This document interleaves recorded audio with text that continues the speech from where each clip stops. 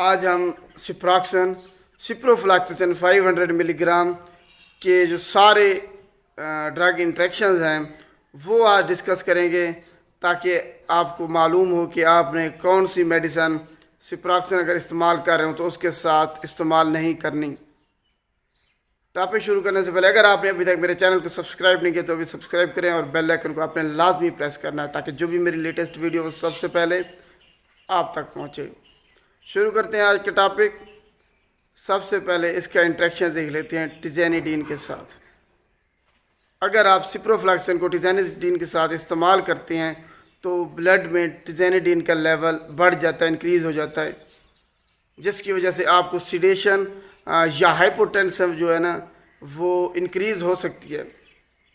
तो उस सूरत में आपने डोज एडजस्टमेंट का ख्याल रखना है और कोशिश करनी है कि टिज़ेनिडीन और सिप्रोफ्लॉक्सासिन को इकट्ठे इस्तेमाल ना करें। दूसरा इसका आप देख लेते हैं ड्रग इंट्रैक्शन। अगर आप इसको एनसेड non steroidal anti inflammatory drugs के साथ इस्तेमाल करते हैं और आपसे डोज जो है ना बढ़ जाती है, इंक्रीज़ हो जाती है, तब आपको झटके लग सकते हैं। ये इसका एक इंट्रैक्शन पाया गया है। अगर एनसेड के साथ इसको इस्तेमाल करेंगे तो आपको झटके लग सकते हैं अगर ज़्यादा क्वांटिटी में आपने दोनों मेडिसिन ले ली। तीसरे नंबर पे बात करते हैं, अगर आप इसको डायबिटीज़ के जो पेशेंट हैं अपनी शुगर की जो अद्वियात हैं उनके साथ इस्तेमाल करते हैं तो उनको शुगर जो है ना उनकी कम या ज़्यादा हो सकती है, हाइपोग्लाइसीमिया या हाइपरग्लाइसीमिया उनको हो सकता है। तो उस सूरत में आपने ख्याल रखना है कि ये दोनों अद्वियात सिप्रोफ्लॉक्सासिन और जो डायबिटीज़ की मेडिसिन है वो आपने इकट्ठे इस्तेमाल नहीं करनी।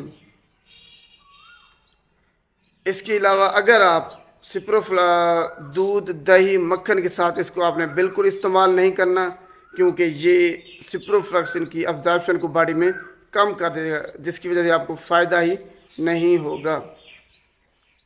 इसके अलावा इसको कैल्शियम, मैग्नीशियम, आयरन या एलुमिनियम जिस सिरप में शामिल हो, जो मैदे का सिरप हो, उसके साथ आपने बिल्कुल इस्तेमाल नहीं करना, क्योंकि ये सिप्रोफ्लॉक्सासिन की अब्जॉर्प्शन बॉडी में कम कर देते हैं।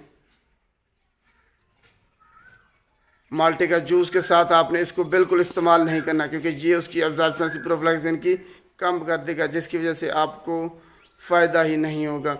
इसके अलावा डुलोक्सिटीन अगर आप इस्तेमाल कर रहे हैं उसका कोई भी ब्रांड, तो उसके साथ आपने बिल्कुल इस्तेमाल नहीं करना, क्योंकि इससे जो डुलोक्सिटीन की मिकदार है बॉडी में, ब्लड में, वो ज़्यादा हो जाएगी।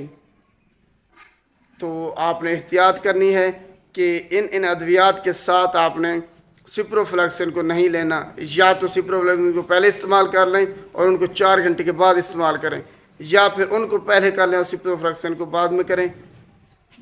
अगर वीडियो अच्छी लगे तो इसको लाइक कीजिएगा और शेयर भी लाजमी कीजिएगा। शुक्रिया।